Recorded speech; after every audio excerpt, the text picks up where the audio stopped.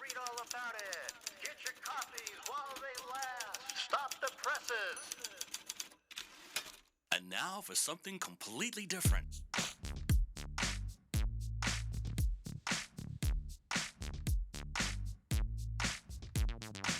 Are you ready for a little truth? Are we not entertained? Wisdom is the proper use of knowledge and experience. There are no safe spaces here. The truth shall make you free. It's showtime!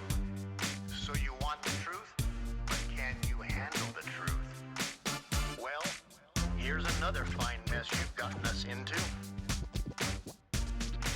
Now that's entertainment. Enlighten me a little.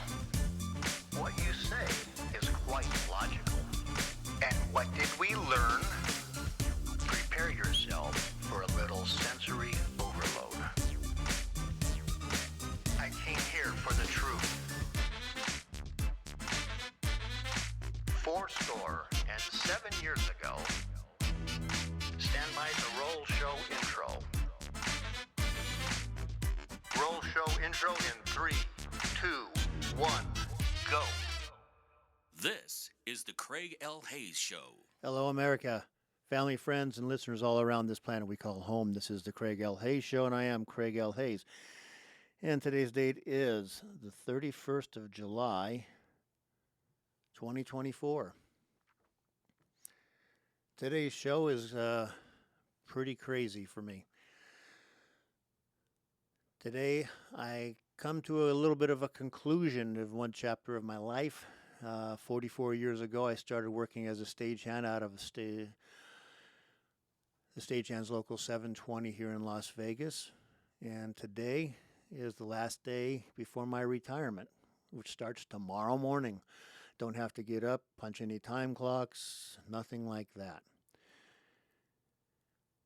So this show is going to be basically me saying farewell in a lot of ways to what I consider to have been the greatest job I've ever had in an industry that you hear the saying, there's no business like show business. There truly is no business like showbiz. I spell it S-H-O-W-B-I-Z, showbiz.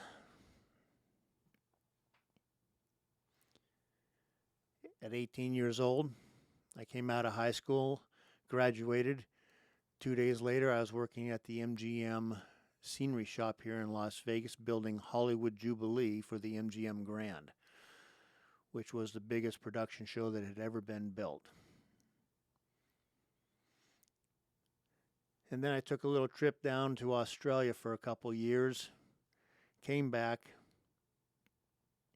started working at the Mint Hotel as a lounge tech, running sound and lights. Did that for 3 years. Then went over to the Riviera Hotel and worked as one of the stage crew on Splash, Jeff Kutash's Splash. Did that for 6.5 years. And after that, I was offered a position at the time at the Las Vegas Hilton on Elvis Presley's stage. Starlight Express, I should say Andrew Lloyd Webber's Starlight Express was the main show in the showroom. And I was offered the position as head carpenter, crew chief, basically the guy who drives the ship on the stage, and everybody's got to do their gig to make the ship work right. I have been here now for 30 years. Today is my 30th year of doing this. And what a 30 years it's been. I have been paid to work with,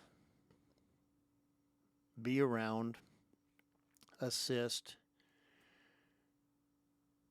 and watch the greatest performers in the world. I'm asked many times, who's my favorite performer? Who's my favorite entertainer? Who's my favorite? Man, I don't have any clue how to even answer that. I think I'm somewhere around 150 or 200. I actually have a list of all the performers I've worked with over the years. It's 150, 200. It's got to be in there. How do I select something like that? Almost impossible. I will say there's some that I've enjoyed tremendously, and there's a couple that I thought I didn't care for because of the way they treated their fans. Because when it all comes down to it, I don't care how you treat me. I don't care how you treat the guys on the stage as much as if you don't like any of us. Don't care. It's the same show where you're going to get the same show whether you like me or not. But when you treat your fans like they're irrelevant and they should be glad that you showed up on stage, those are the performers I have. And I really don't want to even talk about those guys. I want to talk about the great ones, some of the greatest ones I've ever worked with, just a little bit. And then I want to talk about the guy I've worked with more than any of them. A couple of my favorites. Tony Bennett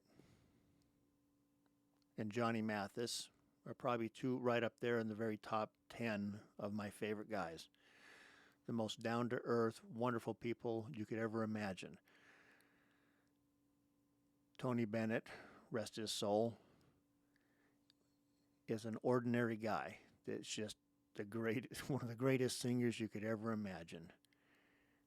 And quiet and humble and cares about people around him.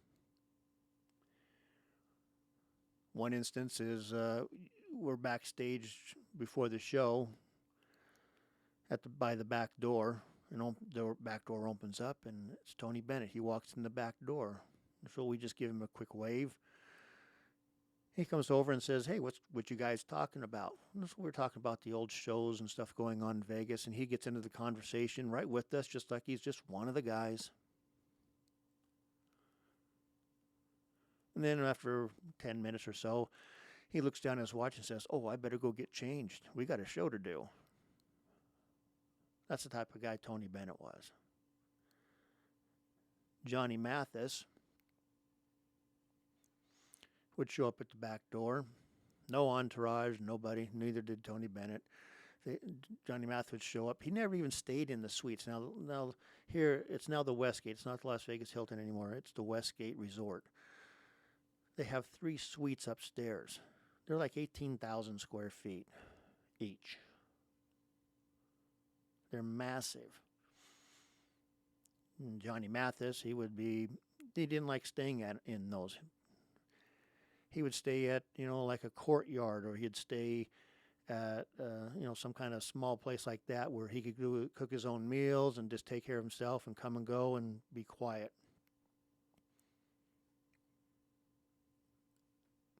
Quiet, reserved.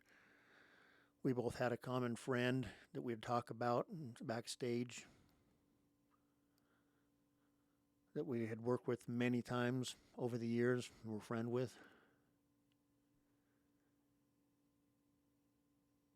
Those are the guys I want to talk about. But the one I want to talk about right now is someone I've worked with for just about 10 years. Over the last 20 years, 10 years we've had him here at the Westgate. And that's Barry Manilow. In the book I wrote, it was called Showtime, Our Lives Behind the Scenes in Las Vegas Showrooms. I talk a little bit about Barry in that.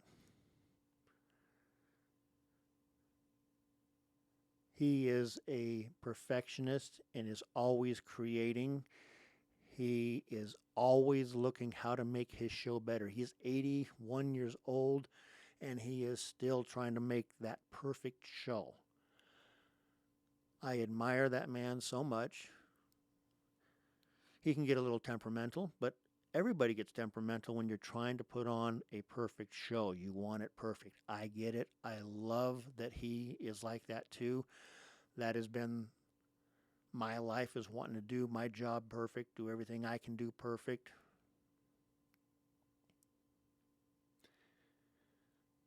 So I have a hat tip that goes out to Barry Manilow. and all those other performers I've worked with over the years. I guess I'm still popping in once in a while because I've been requested to come back and help out on a few things here at the Westgate,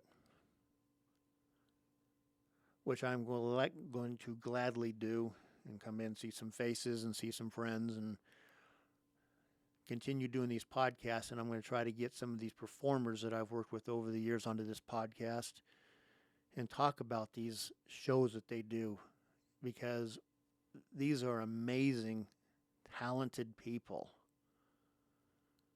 but they're still just people. Flawed in ways, amazing in other ways, but talented. Boy, are these people talented.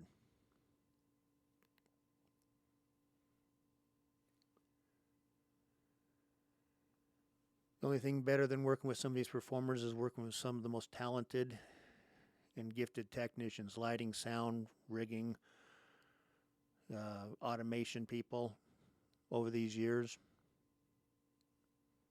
I have been truly blessed beyond all measure to work with some of the greatest people in the world in this industry.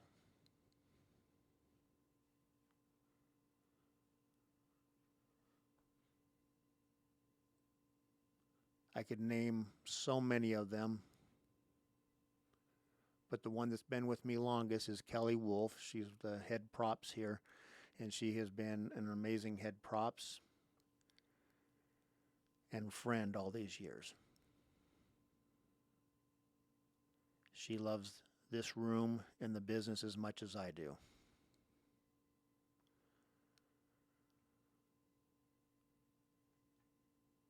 My time on this stage has come to a conclusion, but my life in the entertainment business has not. Between the different sites and my podcast, I'm going to keep my fingers in it and keep going and keep making waves in different ways, and have the freedom to do those things now, and the time to do them, and maybe even write another book. Who knows? I've only written 5. There's lots of numbers after 5. But I surely just wanted to tell everybody there is no business like show business. And I've had the greatest job anybody could have in this industry, in a showroom in Las Vegas, the entertainment capital of the world. And for that, I'm eternally grateful to everybody that's given me the opportunity and worked with me and boosted me up, supported me, and let me work for them and serve them.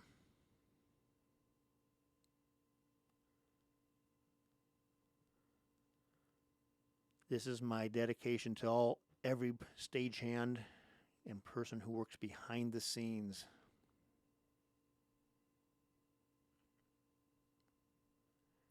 I appreciate and love every one of you. Gonna miss you guys tremendously, but the show must go on with or without any one of us. But it's always better when it's all of us together. Until then, I will see you later. And like I finish my other podcasts off, I say, this is the Craig L. Hayes Show. I am Craig L. Hayes, so think and pass it on.